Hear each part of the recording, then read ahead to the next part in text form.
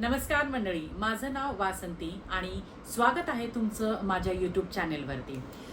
या व्हिडिओमध्ये आपण काय बघणार आहोत तर सिबॅशियस ग्लँड काय आहेत आणि स्वेट ग्लँड्स काय आहेत, त्याचं कार्य काय काय आहे, आपल्या स्किनमध्ये ते कशा कशा काम करतात आणि याबद्दलची संपूर्ण माहिती या व्हिडिओमध्ये मी तुम्हाला सांगणार आहे.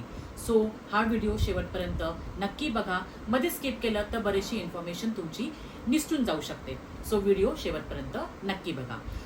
करूया सुरुवात व्हिडिओला. पण तत्पूर्वी जर माझ्या चॅनलला सबस्क्राईब नसेल केलं तर सबस्क्राईब नक्की करा आणि बेल आयकॉन प्रेस करायला देखील विसरू नका, म्हणजे जेव्हा जेव्हा मी नवीन व्हिडिओज टाकेल त्याचं नोटिफिकेशन तुम्हाला नक्की येईल. आणि अशी छान छान इन्फॉर्मेशन जर मिळतच आहे तो आपल्या मित्रमैत्रिणीला शेअर करायला देखील विसरू नका. सो सुरुवात करूया. आजचा आपला टॉपिक आहे स्वेट ग्लँड्स काय आहेत आणि सिबॅशियस ग्लँड्स काय आहेत. आता या काय आहेत याच्याबद्दल मी एक स्किन टाईपचा व्हिडिओ टाकला होता.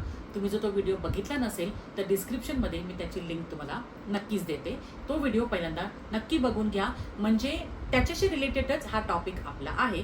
आणि जरी नसेल बघितला तरी तुम्हाला मी छान प्रकारे याच व्हिडिओमध्ये याची माहिती देणार आहे.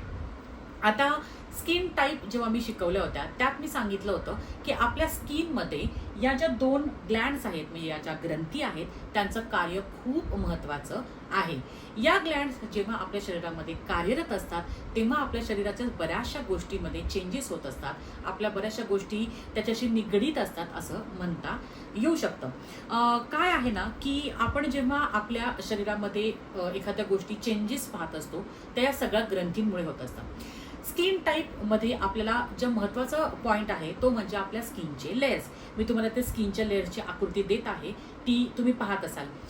वरचा जो लेयर आहे त्याच्यामध्ये तुम्हाला दिसत आहे इपिडर्मिस, म्हणजे आपला जो वरचा लेयर आहे त्याला इपिडर्मिस म्हणतात. त्याच्या आतमधला जो आहे तो म्हणजे डर्मिस आणि सगळ्यात खालचा जो आहे तो म्हणजे हायपोडर्मिस. हायपोडर्मिस जो आहे तो प्रत्येकाच्या बॉडीच्या म्हणतात ना जो फिटनेस आहे त्याच्यावरती तो अवलंबून आहे, कारण हायपोडर्मिस ही एक प्रकारची चरबी आहे. हायपोडर्मिस एखादी व्यक्ती जाड असला तर त्याच्यामध्ये तो लेअर फार भरपूर प्रमाणामध्ये असणार आहे. एखादी व्यक्ती जर थिन असेल तर किंवा बारीक असेल तर तिच्यामध्ये तो हायपोडर्मिसची चरबी आहे ती कमी प्रमाणात असणार आहे. सो या दोन गोष्टी तर तुम्हाला समजल्या.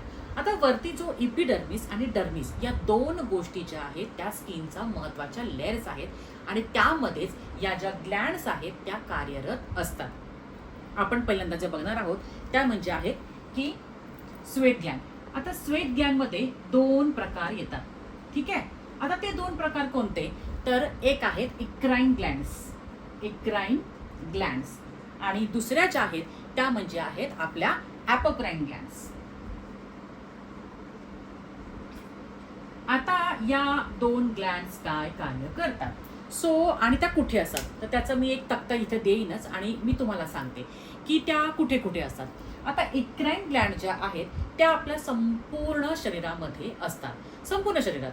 पण बेसिकली त्यांचं कार्य जे महत्त्वाचं घडतं ते म्हणजे आपला हा जो पाम आहे त्याच्यानंतर म्हणजे आपल्या पायाचे पण तळवे झाले आणि आपल्या हाताचे तळवे झाले, त्याशिवाय आपलं जे डोकं आहे आणि तसं तर सगळीकडेच कार्यरत असतात. पण त्यांचं कार्य या महत्त्वाच्या भागांमध्ये जरा जास्त प्रमाणामध्ये असतं. आता स्वेट ग्लँड म्हणजे स्वेटमध्येच तुम्हाला अर्थ समजला असेल की एक प्रकारे घाम, म्हणजे या काय असतात या घामाच्या ग्लँड्स आहेत, घामाच्या ग्रंथी आहेत ज्या ॲक्टिव्हेट होतात. किंवा त्यांचं कार्य काय आहे तर संपूर्ण शरीरामध्ये जेव्हा आपलं शरीराचं तापमान वाढतं, म्हणजे काय तापमान वाढलं तर त्याला नियंत्रण करणं जे काम आहे त्या करतात स्वेट ग्लँडमधल्या इक्राइन ग्लँड ज्या आहेत त्या. आता तापमान कोणत्या कोणत्या गोष्टींमुळे वाढतं तर तिसऱ्या मुद्द्यामध्ये सांगितलं आहे मी तुम्हाला की जेव्हा आपल्याला ताप येतो किंवा आपण म्हणतात ना खूप व्यायाम करतो किंवा एखाद्या गोष्टीमुळे आपल्याला स्ट्रेस येतो, अशा वेळेला आपल्या शरीराचं तापमान वाढतं आणि मग ते तापमान वाढलं तर नियंत्रण करण्याचं काम आपल्या या स्वेट ग्लँड्स करतात. आता त्या बनतात कशा तर 99% या पाण्याने बनलेल्या असतात आणि 1% त्या सॉल्टने बनलेल्या असतात, म्हणजे मिठाने. अशा प्रकारे त्या बनलेल्या असतात आणि त्यांचं कार्य हे आपल्या म्हणतात ना की इपिडर्मिसमध्ये आणि डर्मिसमध्ये कार्यरत त्या असतात. दुसऱ्या बघूया त्या आहेत ॲपोक्राइन ग्लँड्स. आता ॲपोक्राइन ग्लँड्स कुठे असतात, काय त्यांचं कार्य काय आहे, कारण कसं आहे ना आपल्याला ग्लँड्स जर आपण समजून घेतोय तर त्यांचं कार्य आपल्याला जास्त प्रकारे समजलं तर आपल्याला स्किन समजायला, स्किन टाईप समजायला, स्किनचे लेयर समजायला खूप सोपं जाणार आहे. आता ॲपोक्राइन ग्लॅन्ड ज्या आहेत त्या आपल्या बेसिकली कुठे असतात तर त्या असतात आपल्या जांघेमध्ये आणि आपल्या काखेमध्ये. आता त्या काय कार्य करतात, जसं तुम्हाला मी सांगितलं की एक्रॅन ह्या पाण्याने बनलेल्या असतात. आता या पण पाण्यानेच बनलेल्या आहेत कारण त्या स्वेट ग्लॅन्डच्या अंडर येतात, पण त्या मिल्की सबस्टन्स जे असतात म्हणजे एक दुधाळ प्रकारच्या त्या असतात आणि त्यामुळे काय होतं ह्यांच्यामध्ये बॅक्टेरियाचं प्रमाण खूप जास्त प्रमाणामध्ये तयार होतं कारण त्या मिल्की असतात.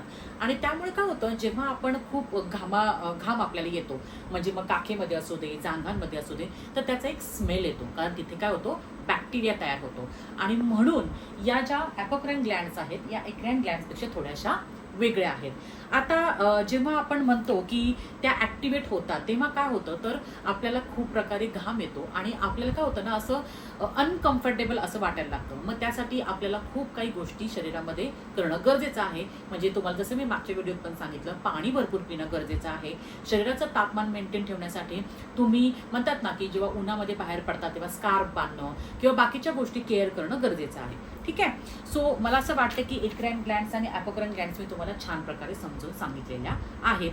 त्याच्या आकृत्याही तुम्हाला मी इथे देत आहे आणि त्या प्रकारे तुम्हाला खूप छान ते समजेल. पुढचे ज्या महत्वाच्या ग्लॅन्ड आहे ती म्हणजे आहे सिबॅशियस ग्लॅन्ड. आता सिबॅशियस ग्लॅन्डमध्ये तुम्हाला मी सांगितलं होतं मागच्या वेळेस की सिबॅशियस ग्लॅन्ड्समध्ये सिबम जे आहे ते खूप म्हणजे प्रमाणामध्ये तयार होतं आणि म्हणून त्या सिबॅशियस ग्लॅन्ड ॲक्टिव्ह होतात. आता सिबम सगळ्यात महत्त्वाचं काय आहे तर एक प्रकारचं ऑइल आहे, एक प्रकारचं तेल आहे. सिबॅशियस ग्लॅन्ड म्हणजे काय तेलीय ग्रंथी, तेलग्रंथी. त्या मोस्टली ज्या आपल्या म्हणतात ना ज्या ऑइली स्किन आहेत त्यांच्या स्किनमध्ये खूप जास्त प्रमाणामध्ये त्या ॲक्टिव्ह असतात आणि म्हणून त्यांचा चेहरा जो आहे तो ऑल ओव्हर काय होतो ऑइली दिसतो. आता यांचं कार्य काय आहे तर लुब्रिकेट्स करणं, आपल्या जी स्किन आहे त्याला एक छान प्रकारे चकाकी देणं याचं काम ते करतात. म्हणून मी तुम्हाला मागच्या व्हिडिओत पण सांगितलं होतं की त्या ज्या ऑइली स्किन आहेत त्या खूप चमकदार दिसतात, त्यांच्या चेहऱ्यावरती अशी छान चकाकी दिसते. आणि कारण काय त्याचं तर लुब्रिकेट्स करण्याचं काम या सिबॅशियस ग्लॅन्ड करतात. आता त्याच्यामध्ये सुद्धा दोन प्रकार येतात. एक येतात म्हणजे एंडोक्राइन ग्लॅन्ड्स, एंडोक्राइन, आणि दुसरं जे येतं ते म्हणजे एक्झोक्राइन. ह्या ज्या आहेत त्या एक्झोक्राइन ग्लॅन्ड्स. सो या दोन्हींचं कार्य वेगवेगळं आहे आणि त्या म्हणतात ना की रिलेटेड पण वेगवेगळ्या गोष्टींशी आहेत. कसं तर बघा एंडोक्राइन ग्लॅन्ड ज्या आहेत त्या बेसिकली सगळ्या हार्मोन्सशी रिलेटेड आहेत. आता हार्मोनची तुम्हाला इथं मी लिस्ट देत आहे. हार्मोन्स कोणत्या कोणत्या प्रकारचे असतात.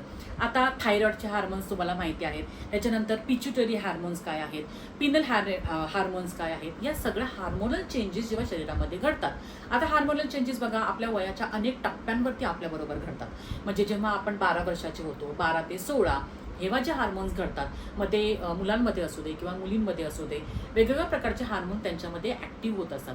त्यावेळेला देखील या एंडोक्राइन ग्लॅन्ड ज्या आहेत त्या कार्यरत असतात. जेव्हा आपण 18 वर्षाचे होतो किंवा आपण TC पर्यंत जातो तेव्हा ज्या हार्मोनल चेंजेस होतात तेव्हाही त्या ॲक्टिवेट असतात.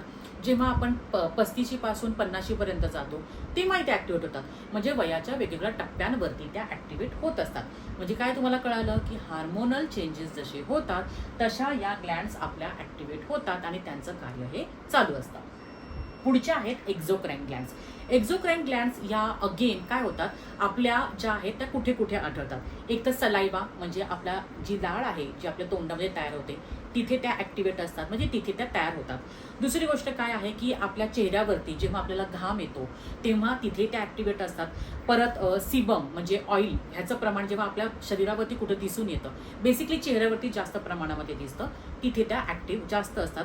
आणि मॅमरीमध्ये म्हणजे काय जेव्हा आपल्याला प्रेग्नन्सी नंतर जेव्हा बाळ जन्माला येतं जेव्हा लेडीजच्या शरीरामध्ये ब्रेस्टमध्ये ते दुधाचं प्रमाण जे तयार होतं त्या बेसिकली एक्झोक्राइन ग्लॅन्ड्समुळे ते तयार होतं. सो अशा प्रकारे या सगळ्या ग्लॅन्डचं कार्य हे आपल्या संपूर्ण एपिडर्मिस आणि डर्मिसमध्ये घडत असतं. आता स्किनशी रिलेटेड आपल्याला महत्त्वाच्या दोन कोणत्या ग्लॅन्ड्स आहेत त्या म्हणजे स्वेट आणि सिबॅशियस. असा अनेक ग्लॅन्ड्स आपल्या शरीरामध्ये आहेत पण आपल्या दोन ग्लॅन्ड्स म्हणजे या ज्या दोन ग्रंथी आहेत याच्याशी रिलेटेड संपूर्ण स्किनचा आपल्या आपला म्हणतात ना एक कार्य घडत असतं. कारण आपण ब्युटिशियन आहोत. मी संपूर्ण व्हिडिओ जे आहेत ते ब्युटी रिलेटेड बनवत आहे. म्हणून या ग्रंथींचं कार्य काय आहे, त्या कशा काम करतात हे सांगणं मला तुम्हाला महत्त्वाचं वाटलं. सो मला असं वाटतं की आजच्या व्हिडिओमध्ये मी तुम्हाला संपूर्ण माहिती या 2 ग्रंथींबद्दल दिलेली आहे. त्यांचं कार्य कसं घडतं हे सांगितलेलं आहे. आता तुम्हाला ऑइली स्किन, ड्राय स्किन किंवा एजिंग स्किन, नॉर्मल स्किन यांची जी माहिती मी तुम्हाला दिली होती त्या तुम्हाला अधिकरित्या तुम्हाला कळू शकतं. आता इथून पुढेच्या व्हिडिओमध्ये मी तुम्हाला या वेगवेगळ्या स्किन टाईपची काळजी कशी घ्यायची हे नक्कीच व्हिडिओ मी घेऊन येणार आहे. आणि असे छान छान टॉपिक तुम्हाला जर नक्की बघायचे असतील तर मला तुम्ही कमेंटमध्ये कळवा, तर मला कळेल की तुम्हाला माझे व्हिडिओ आवडतात ते का नाही, आणि आपण असेच एकमेकांशी जुळत राहू. सो मला असं वाटतं की आज मी तुमची रजा घेते आणि पुढच्या रविवारी आपण असे छान नवीन टॉपिक घेऊन नक्की येऊयात. सो परत एकदा सांगते, लाईक करा, कारण काय आहे ना हे व्हिडिओ तुम्हाला जे बघायला मिळतात ते फुकट आहेत आणि त्यामुळे अशी छान इन्फॉर्मेशन जर फुकटमध्ये मिळत असेल तर कोणाला नको हवी असेल. सो चला पुढच्या संडेला भेटू. तोपर्यंत थँक्यू सो मच.